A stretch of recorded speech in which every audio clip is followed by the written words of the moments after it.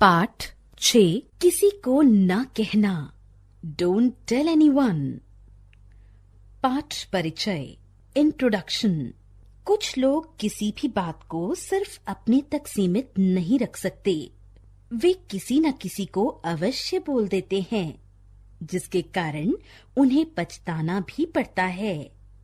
सोचिए, let's think. जो व्यक्ति किसी बात को गुप्त न रख पाए, उसे जीवन में किन किन परेशानियों का सामना करना पड़ता है। नैतिक मूल्य, वैल्यूज, आवश्यक बातों को गुप्त रखना, किसी का विश्वास न तोड़ना, लालच न करना, आनंद बोध। इंद्र देवताओं के राजा हैं। उनका एक हाथी है, बिल्कुल सफेद। नाम है ऐरावत। एक दिन ऐरावत धरती की दुनिया देखने निकला। रात का समय था। वह एक गन्ने के खेत में उतरा, लगा गन्ने खाने। वाह, क्या मीठा रस है! और ऐरावत ढेर सारे गन्ने खा गया। सुबह हुई। किसान ने खेत देखा और लगा चिल्लाने, कौन मेरे गन्ने खा गया? कौन मेरे गन्ने खा गया? आज रात को पकड़ूंगा बच्चों को। वह घर गया और मोटा रस्सा लेकर रात को खेत में आ गया।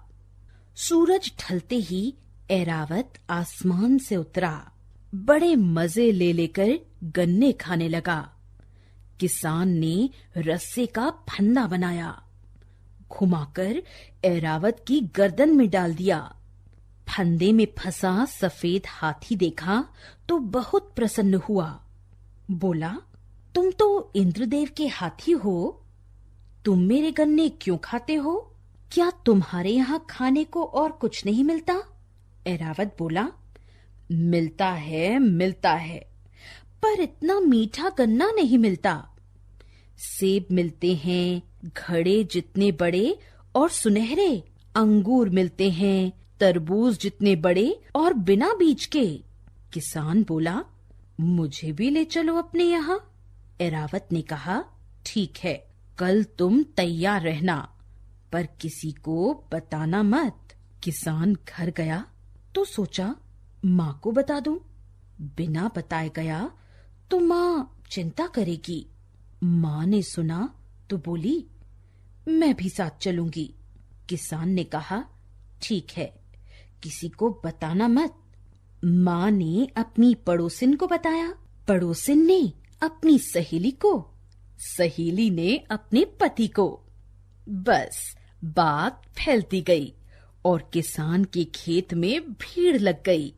ऐरावत आसमान से उतरा, सब पेड़ पौधों के पीछे छुप गए। किसान को देख ऐरावत बोला, मेरी पूंछ पकड़ लो। किसान बड़ा सा थैला लेकर पूंछ पकड़ने लगा। माँ ने किसान की टांगे पकड़ ली और धीरे धीरे सब एक दूसरे को पकड़कर तैयार हो गए।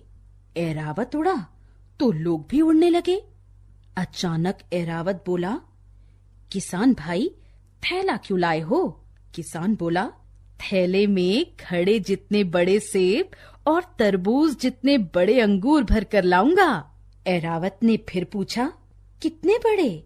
किसान ने पूंछ छोड़कर हाथों से दिखाना चाहा। बस फिर क्या था? धम धम धम धम धड़ाम। अगले ही पल सब धरती पर लौट रहे थे।